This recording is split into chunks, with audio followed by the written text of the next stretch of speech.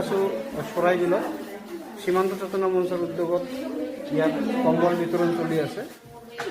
যি ঠাণ্ডা দিন আহিছে আৰু এই কম্বল বিতৰণত আমাৰ ইয়াত বিশেষকৈ বৰ্ডাৰ এৰিয়াৰ আমাৰ সীমান্ত এৰিয়াৰ কিছু সংখ্যক মহিলা গাঁওবাসী আছে। সিহঁতৰ মাজত এতিয়া কম্বল বিতৰণ হ'ব।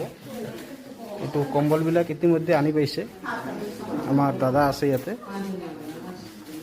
কম্বলবিলাক আহি পাইছে ইতিমধ্যে।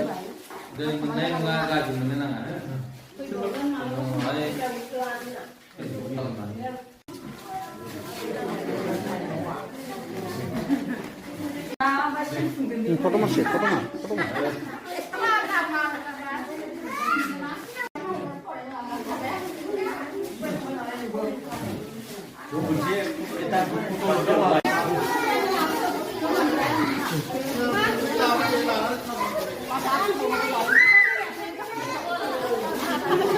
আজিৰ যি প্ৰগ্ৰাম ক'ত ক'ত কৰিছে আৰু আগন্তুক দিনত ক'ত ক'ত কৰিব?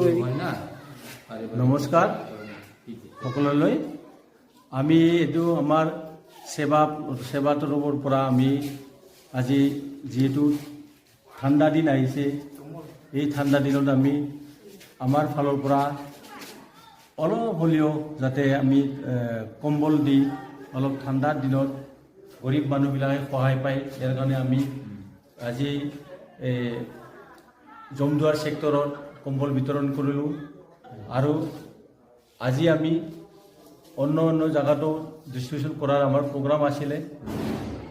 আৰু আহিব দিনবোৰত আমি অহা ৰবিবাৰ 7 তাৰিখেও আমি চেৰভাংগুৰি জাৰবাৰী ছেক্টৰত আমি কম্বল ডিষ্ট্ৰিবিউশ্যন কৰিম।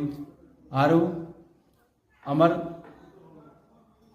সীমান্ত চেতনা মঞ্চৰ পৰা যিটো আমাৰ উদ্দেশ্য স্বাৱলম্বনৰ কাৰণে আমি যিটো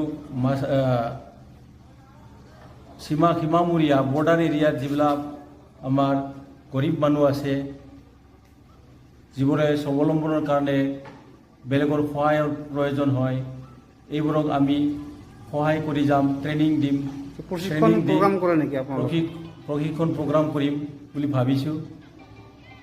আমিতো প্ৰশিক্ষণ প্ৰগ্ৰাম কৰোঁ, আমি এইবাৰো কৰিম, আগতো কৰিছোঁ, সেৱাও কৰোঁ আমি আৰু প্ৰশিক্ষণো কৰোঁ। ল'ৰা ছোৱালীৰ উন্নতিৰ কাৰণে, ডেভেলপৰ কাৰণে কি প্ৰগ্ৰাম কৰে? ট্ৰেইনিং দিছোঁ আমি 4 গ্ৰেড আৰু 3rd গ্ৰেডৰ কাৰণে, যিবিলাক সিহঁতক